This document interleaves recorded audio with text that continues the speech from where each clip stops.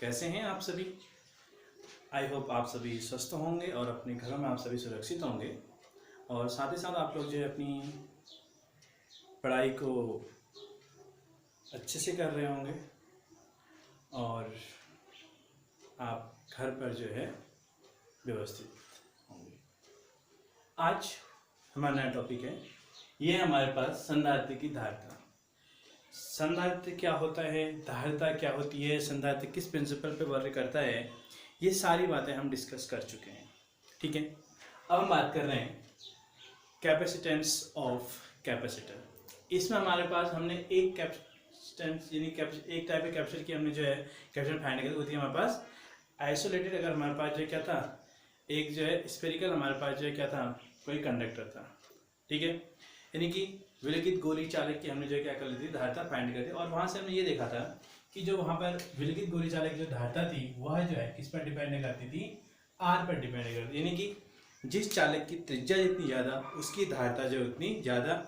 और हमें यहाँ पर ये भी देखा था कि जो मीडियम में हमारे पास जो कैपेसिटेंस होती है वह जो है K into capacitance in vacuum.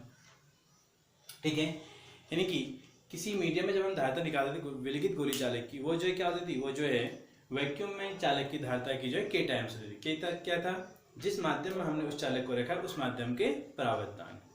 ठीक है, और यहाँ से हमने जो है अर्थ की कैपेसिटेंस फाइंड करी थी कि अर्थ की जो धारिता होती है वो जो कितनी होती है, वो आपको लर्न भी होना चाहिए, वो आपके पास होती है 711 माइक्रोफैराड। इन सब बातों के बाद अब हम जो आपके सिलेबस में हैं उन पर बात कर रहे हैं। तो मैंने आपसे कहा था कि आकृति के आधार पर हमारे पास जो 3 प्रकार के संधारित्र होते हैं।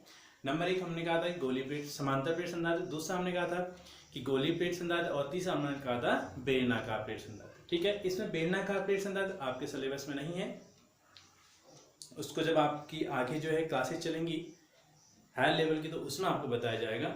और यहाँ पर हम जो है समांतर प्लेट संधारित्र और जो है गोली प्लेट संधारित्र के बारे में बातें करेंगे। ठीक है, तो अब बात करते हैं हम समांतर प्लेट संधारित्र की। ठीक है, समांतर प्लेट संधारित्र। संधारित्र क्या होता है, किस प्रिंसिपल वर्क करता है, ये सारी बातें आपको कह रहे हैं। इसके बाद हम बात करते हैं समांतर प्लेट, यानी कि संधारित्र की प्लेटें होंगी और वो दोनों प्लेटें क्या होंगी, एक दूसरे के पैरेलल होंगी, यानी इक्वी डिस्टेंस पर एग्जिस्ट होंगी। ठीक है, बाकी इसका प्रिंसिपल ये प्रेरण के सिद्धांत पर कार्य करता है, यानी कि एक प्लेट को हम पॉजिटिव चार्ज है, दूसरी पर जो क्या होता है नेगेटिव चार्ज रहता है। ठीक है, बाकी फर्स्ट प्लेट को हम किसी सोर्स से कनेक्ट करते हैं और सेकंड प्लेट को हम जो है अर्थ से कनेक्ट करते हैं। ये सारी प्रोसेस हमें जो है जब हमने संधारित्र पढ़ा हुआ था उस वक्त हमने सारी चीजें पढ़ी हुई है। ठीक है, तो सीधे सीधे हम जो है बात करते हैं समांतर प्लेट संधारित्र में कैसा इसका डायग्राम होता है। तो क्या होता है समांतर प्लेट संधारित्र में, कुछ नहीं, ये हमने 2 प्लेटें बनाई, एक प्लेट ये बनाई और एक प्लेट हमने ये बनाई। ये दोनों प्लेटें पैरेलल टू ईच अदर होंगी। और रही बात ये प्लेट है, इन प्लेटों का जो आकार है यह जो है आपके पास वर्गाकार, आयताकार, वृत्ताकार या अन्य किसी भी जो है सरल ज्यामितीय रूप में आपके पास ये जो है हो सकेगी 2 डायमेंशन में। ठीक हो गया, आगे बात समझ में। अब हमारे पास ये जो प्लेटें हमने रखी या तो ये आयताकार हो सकती है या वर्गाकार हो सकती है, तो नॉर्मली हम जो है इन तीनों में से ही कोई लेते हैं। 2 प्लेटें हमने ले ली और उन दोनों को एक दूसरे के हमने समांतर रखा और हमने कहा कि इनकी जो बीच की डिस्टेंस है वो कितनी है, d है। ठीक है, इसके बाद अब हम क्या करते हैं, हम जो है पहली वाली प्लेट को किसी सोर्स से कनेक्ट करेंगे और दूसरी वाली प्लेट को हम जो है अर्थ से कनेक्ट करते हैं। जिस प्लेट को हम सोर्स से कनेक्ट करते हैं आप इसे जानते हैं, इस पर जो है पॉजिटिव चार्ज आता है और जिस प्लेट को हमने अर्थ से कनेक्ट किया है उस पर जो है नेगेटिव चार्ज आता है। समांतर प्लेट संधारित्र में यहाँ पर हम जो 3 कैसे स्टडी करेंगे, 3 के सिर्फ 4 बन जाते हैं। तो नॉर्मली 4 के समाप्त क्या होंगे, पहला तो हम ये स्टडी करेंगे कि जब प्लेटों के बीच जो है पूर्ण रूप से कोई एक परावर्तित पदार्थ भरा हुआ है। दूसरा क्या होगा, जब प्लेटों के बीच पूर्ण रूप से क्या है, वायु है।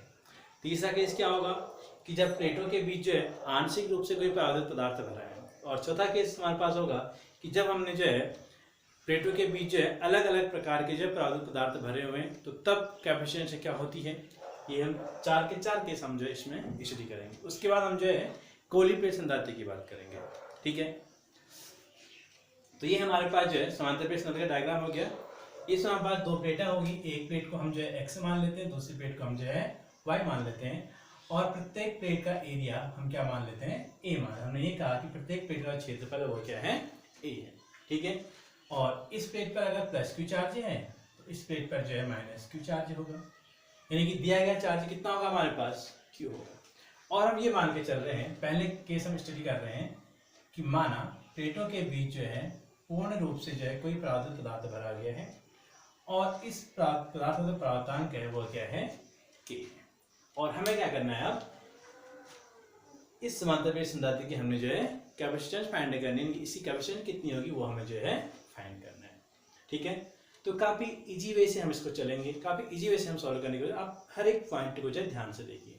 ठीक है, तो अगर हम लिखने की बात करें तो लिखेंगे क्या हम, तो लिखना सिंपल है, मैं आपको एक्सप्लेन कर रहा हूँ, आप उसको लिखेंगे। ठीक है, क्या लिखेंगे आप, माना x और y कोई दो प्लेटें हैं संधारित्र की, और जिनको एक दूसरे के समांतर d दूरी पर रखा गया है। ठीक है, प्रत्येक प्लेट का क्षेत्रफल क्या है, a है, और प्रत्येक प्लेट पर आवेश क्या है, यानी कि जो आवेश घनत्व है, आवेश की मात्रा q है। तो प्रत्येक प्लेट का यहाँ पर हमारे पास आवेश घनत्व होता है, तो आवेश घनत्व क्या बोलते हैं, वो हम कह देते हैं कितना है, सिग्मा है। पहली प्लेट को विद्युत स्रोत से कनेक्ट किया गया है और दूसरी प्लेट को जो है भू संपर्कित किया गया है।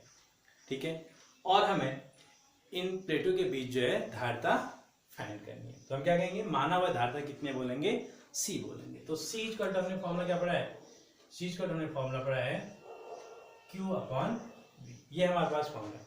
तो इसी फॉर्मूले से हम स्टडी करेंगे। देखिए काफी आसानी से आपको बता रहा, आप हर एक बात को ध्यान दीजिए। Q तो क्या होगा, Q हमें फाइंड करने की जरूरत नहीं है। क्यों, क्योंकि ये Q हमने इसको दिया गया चार्ज है, वो तो हमारे पास एक वैल्यू होगी, फिक्स होगी, वहां पर एक नॉन वैल्यू होगी, अननोन वैल्यूज नहीं होगी। ठीक है, अब बात आती है V की। आखिर इन प्लेटों के बीच का जो विभवांतर है वह जो है कितना होगा, तो हमने जो है एक फॉर्मूला पढ़ रखा है, V equal to E into d. ठीक है, अब यहाँ पर जो D होगा, D मतलब क्या हुआ, इन प्लेटों के बीच की दूरी, वो तो आपको D ही दिख रही है। अब बात आती है E की, तो प्लेटों के बीच जो वैद्युत क्षेत्र होता है, ये भी आपको जब गॉस के एप्लीकेशन बताए थे उस वक्त आपको बताया गया था, और आपको मैंने कहा था ये वाली आप जो है क्लियर रखें, ये आपके आगे काम आएगी। तो जो प्लेटों के बीच था, जो E की वैल्यू थी, E इक्वल क्या था हमारे पास, sigma upon epsilon 0, sigma upon epsilon 0। ये कब था, ये था निर्वात में। अब अगर हमने इन प्लेटों के बीच में प्राकृतिक पदार्थ रख दिया है, तो E की वैल्यू कितनी हो जाएगी, E की वैल्यू हो जाएगी हमारे पास सिग्मा अपॉन के एप्सिलॉन 0। दोनों वैल्यूज आपने ध्यान में रखनी है। जब प्लेटों के बीच वायु, यानी कि वायु वाले स्थान पर जो वैद्युत क्षेत्र होता है वो होता है सिग्मा अपॉन एप्सिलॉन 0, और अगर प्लेटों के बीच आपके पास जब प्राकृतिक वाला पदार्थ हो तो उस स्थिति में आपके पास जो वैद्युत क्षेत्र होता है वो होता है सिग्मा अपॉन के एप्सिलॉन 0। तो हम इसी को अप्लाई करेंगे यहाँ से, तो V की वैल्यू हमारे क्या मिल जाएगी, V की वैल्यू हमें मिल जाएगी सिग्मा अपॉन के एप्सिलॉन 0 इंटू डी। इसके बाद आप जानते हैं सिग्मा क्या होता है, पृष्ठीय आवेश घनत्व होता है, और सिग्मा इक्वल टू क्या होता है, Q अपॉन ए। तो हम यहाँ से इस V की वैल्यू ट्रांसफर कर लेते हैं। V की वैल्यू क्या होती है हमारे पास, Q अपॉन के ए एप्सिलॉन 0 इंटू डी। बस इतना ही काम आपने करना है। इतना काम करने के बाद अब सारा काम आपका चुटकियों में हो जाना है।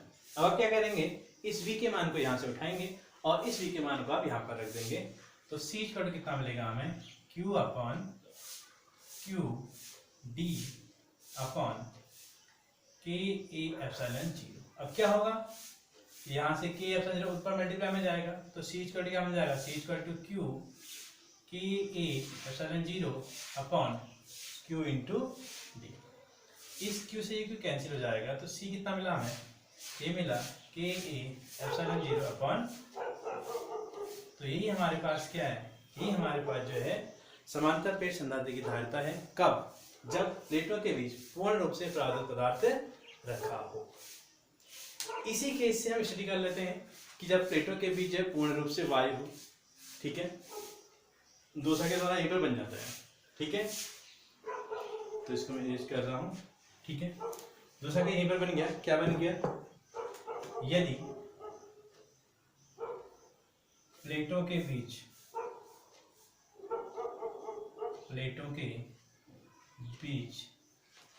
पूर्ण रूप से वायु हो या निर्वात हो, तो इस स्थिति में क्या होता है, जो k की वैल्यू होगी वो कितनी रखी जाएगी, 1 रखी जाएगी। तो c कितना मिल जाएगा हमें, c में मिल जाएगा E एप्सिलॉन 0 अपॉन d। तो ये हमारे पास दो केस हो गए। एक तो क्या था, पहला केस तो हमने क्या स्टडी किया, पहला केस स्टडी किया जब प्लेटों के बीच पूर्ण रूप से के परावैद्युतांक का परावैद्युत पदार्थ हो, ठीक है। अब बस में कंप्लीटली हमने जो क्या किया कि जो डाइलेक्ट्रिक कांस्टेंट है उसका हमने क्या किया, इसमें जो है एक इंसुलेटिंग या डाइलेक्ट्रिक सब्सटेंस हमने जो इस पे फिल कर लिया है, ठीक है। तो उस केस में हमारा कोएफिशिएंट जो कितनी आई, के ए एप्सिलॉन 0 अपॉन डी। और जब हमने कहा कि इस प्लेट के बीच हमने जो है परावर्तांक नहीं, हमने सिर्फ जो है वायु भरी, पूरे पर क्या है, वायु है, तो उस केस में के की वैल्यू कितनी हो जाएगी, 1 हो जाएगी। तो इस 1 की वैल्यू यहाँ पर पुट करी तो ये कितना हो जाएगा, कि ए एप्सिलॉन 0 अपॉन डी। अब आती है कि हमारे पास जो समांतर प्लेट संधारित्र की धारिता है वो जो किस किस बात पर निर्भर करती है। तो यहीं से हम इस कॉज पे चल लेते हैं कि हमारे पास जो पैरेलल प्लेट कैपेसिटेंस है उसकी जो कैपेसिटी होती है वह जो है आपके पास C प्रपोर्शनल टू K होती है, C प्रपोर्शनल टू A होती है और C inversely proportional to 1 upon D होती है। आगे बात समझ में, इट मीन क्या हुआ, इट मीन ये हुआ K increase then C increase. इसका मतलब क्या हुआ, if area increase then C decrease, sorry increase. यहां पर होगा हमारे पास कि if D decrease then C increase. तो यहां पर हमारे पास क्या होता है कि जो क्षेत्रफल है, क्षेत्रफल हम ज्यादा भी नहीं रख सकते क्योंकि क्षेत्रफल हम बढ़ाएंगे तो क्या होगा, उसका आकार ही बढ़ जाएगा। और अगर संधारित्र की प्लेटों का आकार बढ़ गया तो उसको हम जो छोटे छोटे उपकरणों में जो उपयोग में नहीं ला पाते हैं। तो इसलिए हम कोशिश क्या करते हैं, क्वेश्चन ये करते हैं कि हम जो है के और डी की वैल्यू को चेंज करने की कोशिश करते हैं, ठीक है। हम जो है के की वैल्यू और डी की वैल्यू को कम करने की कोशिश करते हैं, इसलिए जो संधारित्र होते हैं वो जो छोटे छोटे होते हैं, ठीक है, ताकि उनकी कैपेसिटेंस जो क्या हो जाए, वो जो है इंक्रीज हो सके, ठीक है। और दूसरी बात है, यहाँ पर जो एरिया है, यह एरिया कौन सा आता है, यह जो एरिया आता है प्लेटिंग का वो जो है ओवरलैपिंग एरिया आता है। कौन सा एरिया आता है, ओवरलैप्ड।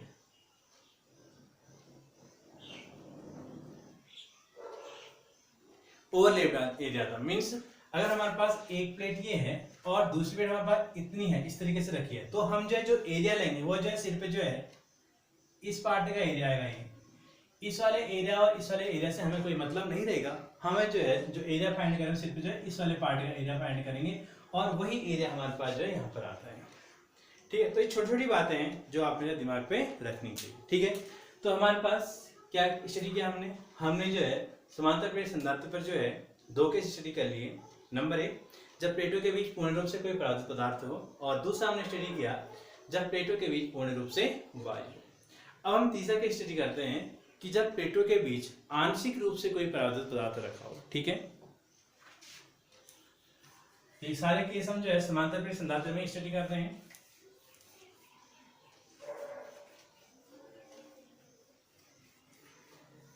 क्या स्टडी कर रहे हैं, जब प्लेटों के बीच आंशिक रूप से कोई परावर्तित पदार्थ रखा हो, ठीक है।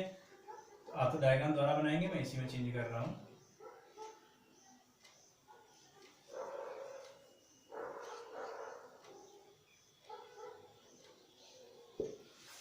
केस है मेरे पास जब प्लेटों के बीच, किसकी प्लेटों के बीच, समांतर प्लेट संधारित्र की प्लेटों के बीच आंशिक रूप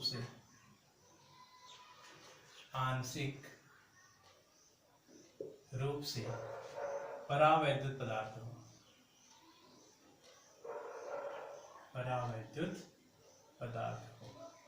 तो उसकी धारिता क्या होगी, इसके लिए हम जो है डिस्कशन करने जा रहे हैं। तो हम मान के चलते हैं कि माना इसमें हमने जो है एक परावैद्युत पदार्थ रख दिया है, कोई इस तरीके से, कोई हमने पास परावैद्युत पदार्थ रख दिया ये,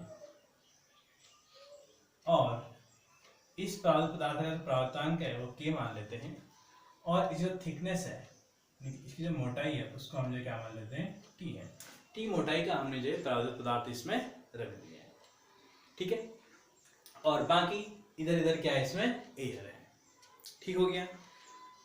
तो यही हमारे पास लैंग्वेज होगी, जितना पहले बताया था उसके बीच में क्या है इंक्लूड कर दोगे, ये इंक्लूड कर दोगे कि माना जाए प्लेटों के बीच जो है T मोटाई का एक परावैद्युत पदार्थ है, इसका परावर्तनांक क्या है हमारे पास K है, ठीक है। तो आप क्या करना चाहेंगे, अब आप जो है C निकालेंगे, तो C इक्वल टू क्या होता है हमारे पास, वही C इक्वल टू Q/V।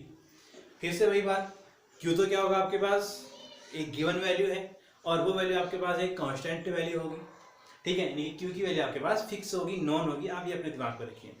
तो टारगेट में क्या रहा, V रहा। अब यहाँ पर जो V निकालेंगे आप, V को जो है दो तरीके से निकालेंगे, यानी कि दो केसेस में आपको V निकालना पड़ेगा। नंबर एक कि इस परावैद्युत पदार्थ के कारण V, और ये जो एयर वाला पार्ट है इसके कारण V, यानी कि V की हमारे पास दो वैल्यू जाएंगी, V equal to V in air part and V in dielectric substance, तो डी लिख देते हैं। अब V इक्वल टू क्या होता है, ED होता है, ED प्लस ये क्या हो जाएगा हमारे पास ED हो जाएगा, ठीक है।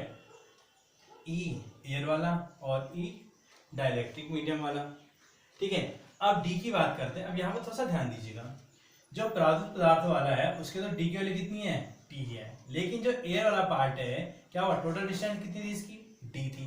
D में से T वाले पार्ट पे क्या है, परावैद्युत पदार्थ है, तो Y वाला पार्ट की डिस्टेंस कितनी हो जाएगी, तो Y वाले भाग की जो दूरी हो जाएगी, वो जो डिस्टेंस इन एयर पार्ट वो कितनी जाएगी, इस D में से क्या होगा, ये T जो है चले जाएगा, तो एयर वाले पार्ट की डिस्टेंस जो कितनी जाएगी, D माइनस T। तो हमने क्या किया, अब एयर वाले के लिए हम E जानते हैं कितना होता है, सिग्मा अपॉन एप्सिलॉन 0। D कितना आ जाएगा एयर वाले पार्ट के लिए, D माइनस T प्लस, अब डाइलेक्ट्रिक वाला पार्ट है, तो डाइलेक्ट्रिक वाले पार्ट का E कितना आ जाएगा, हो जाएगा सिग्मा अपॉन K एप्सिलॉन 0। अब डाइलेक्ट्रिक पार्ट के लिए T कितना, यानी कि D कितना है, डिस्टेंस कितनी है इसकी, T है, तो सिंपली कितना आ जाएगा, ये T आ जाएगा। तो यहाँ से इसको थोड़ा सा और सिंप्लीफाई करें तो कितना आ जाएगा, ये सिग्मा अपॉन एप्सिलॉन 0 इंटू कितना आ जाएगा, ये D minus T plus T upon K। ये हमारे पास क्या आ जाएगा, ये हमारे पास जो है V निकल के आ गया इस कंडीशन पे, यानी कि जब हमने एक परावैद्युत पदार्थ रखा आंशिक मोटाई का और जो है बाकी भाग वैक्यूम है, तो हमारे पास जो V जो है इससे निकल के आ गया, ठीक।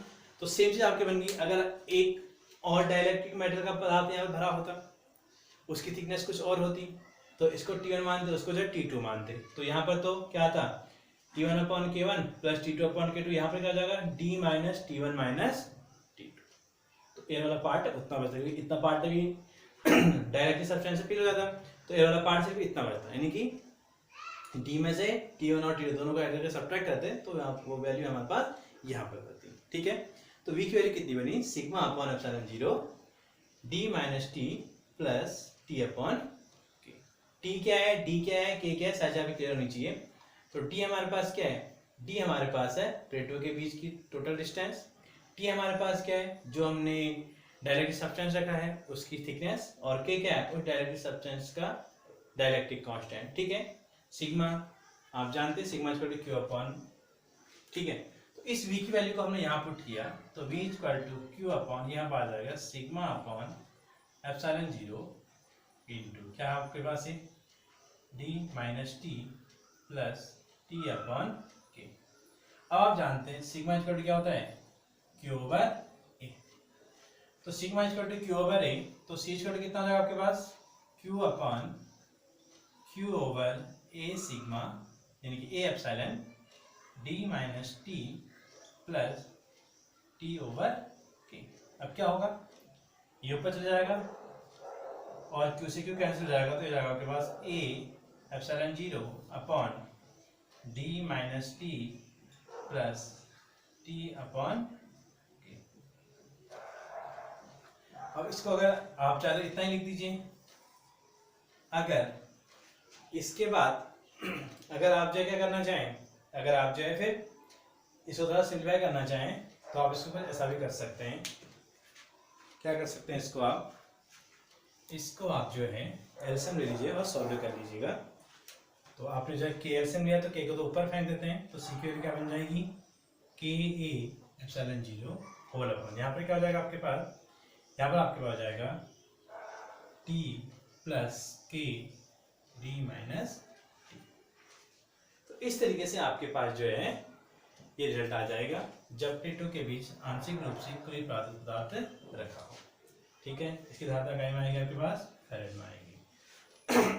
ठीक है, तो इस तरीके से ये तो केस आपके 3 केस आपके पास हो गए। ठीक है, क्या केस हो गया हमारे पास जब प्लेटों के बीच पूर्ण रूप से कोई प्राकृतिक पदार्थ रखा हो, दूसरा हमने क्या किया जब उनके बीच वायु रखी, और तीसरा केस हमने क्या स्टडी कर लिया है, तीसरा केस हमने स्टडी कर लिया है कि जब प्लेटों के बीच जो है आंशिक रूप से हमने कोई प्राकृतिक पदार्थ रखा हुआ है।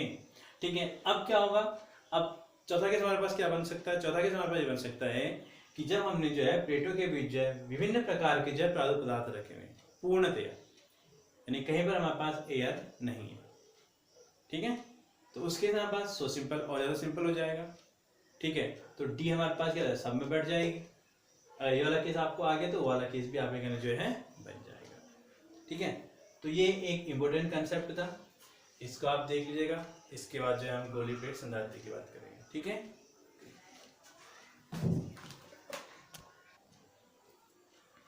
अब बात करते हैं गोली प्लेट संधारित्र की धारणा।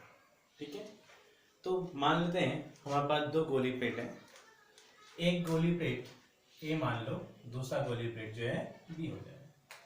इसमें हम जो है जो पहले वाली प्लेट है, इस पहले वाली प्लेट को हम जो है किसी वैद्युत सोर्स से कनेक्ट करते हैं।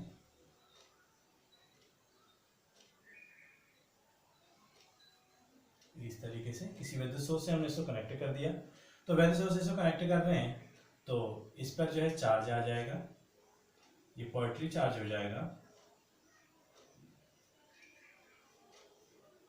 और इसमें चार्ज रहेंगे वह काफी क्लोज रहेंगे, और जितना चार्ज मैग्नीट्यूड पर इस गोले पर है उतना ही चार्ज है क्या आ जाएगा इस पर आ जाएगा।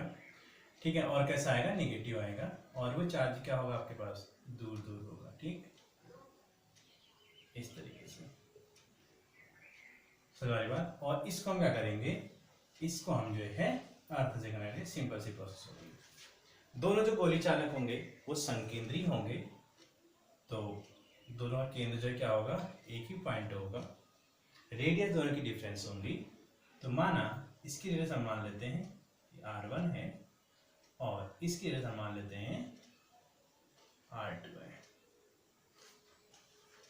और दिया गया जो चार्ज है उस चार्ज की वैल्यू क्या है हमारे पास जो है Q है। मान लेंगे कितना चार्ज दिया हमने Q, अगर Q प्लस में यहाँ जितना है तो उतना ही Q क्या होगा माइनस में यहाँ होगा, चार्ज की वैल्यू सेम हो जाएगी। ठीक है, बट यहाँ पर आप ध्यान रखें, यहाँ पर चार्ज का पास पास होगा, वह चार्ज का होगा यहाँ पर थोड़ा सा दूर है। क्यों, क्योंकि एरिया उसका जो है बढ़ गया। ठीक है, अब क्या करेंगे हम, सिंपल से वही माना 2 संकेंद्रित गोली चालक ए व बी हैं जिनका किस केंद्र O है, और गोले ए की त्रिज्या A1 और गोले बी की त्रिज्या गोले ए की त्रिज्या R1 और गोले बी की त्रिज्या क्या है R2 है।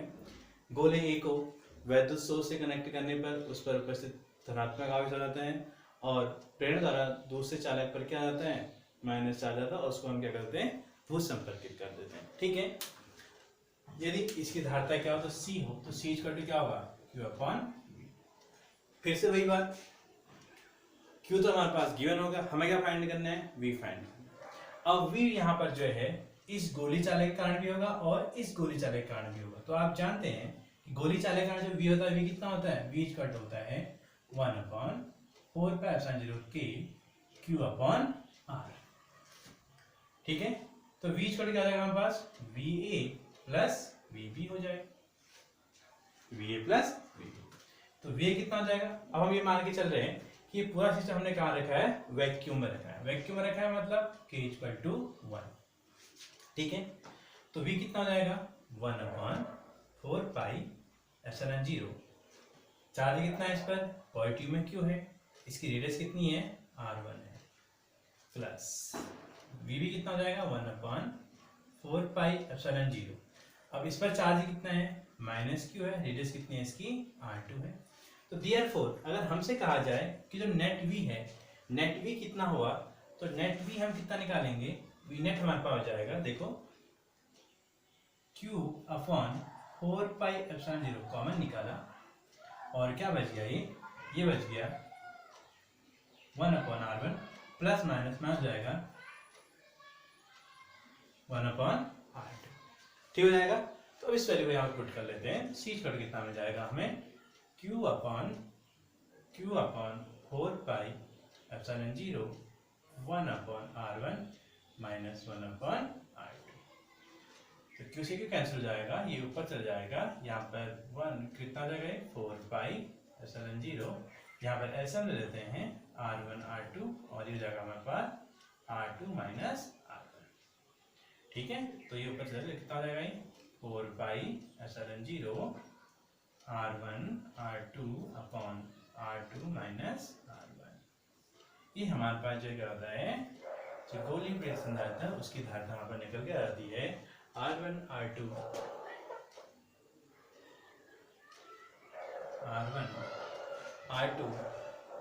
Upon R2 minus R। इसलिए जो हमारे पास चालक होगा, जो अंदर होगा उसकी धारिता हमेशा कम रखें, उसकी त्रिज्या हमेशा कम होगी, और बड़ा जो बाहर होगा उसकी त्रिज्या क्या होगी हमारे पास हमेशा बड़ी होगी। ठीक है, जिसके कारण क्या होगा, जिस कारण हमेशा हमें जो हमने पहले भी डिस्कस कर दी कि जो धारिता होती है वो क्या होती है, हमेशा वह जो है धनात्मक होती है, वह जो ऋणात्मक नहीं होती है। ठीक है, इसीलिए R2 हमारे पास ग्रेटर, और हमेशा क्या होगा हमारे को, हमेशा हमारे पास जो है जो R2 होगा वो ग्रेटर क्या होगा हमारे पास R1। इस तरीके से आपके पास जो है जो संधारित्र की धारिता थी, समांतर प्लेट संधारित्र, उसके केसेस हमने स्टडी करे थे, और जो है गोली प्लेट उसके केस हमने स्टडी कर लिया। अब यहाँ पर 4πε0 ऊपर आ गया है, तो इसकी वैल्यू आपको आनी चाहिए। आपको पता होता है कि 1/4πε0 कितना होता है आपके पास, 9×10⁹। जब 4πε0 की वैल्यू आएगी तो कितनी जाएगी, 1/9×10⁹। ऐसा रखकर फिर हम इसको सॉल्व करेंगे। ठीक है, इसके बाद हम पढ़ेंगे संधारित्र में संयोजन पढ़ेंगे, और उसके बाद 2-3 डेरिवेशंस और हैं, फिर हम जो इसके न्यूमेरिकल पार्ट पे आएंगे। ठीक है, बेलनाकार संधारित्र आपके पास नहीं है, इसलिए आपके सिलेबस में नहीं है, इसलिए उसको नहीं बता रहे हैं, लेकिन बाद में जब हम हायर क्लास अपनी शुरू करेंगे तो उस दौरान जो है उस सारी चीज़ों को हम जो है बताएंगे। ठीक है।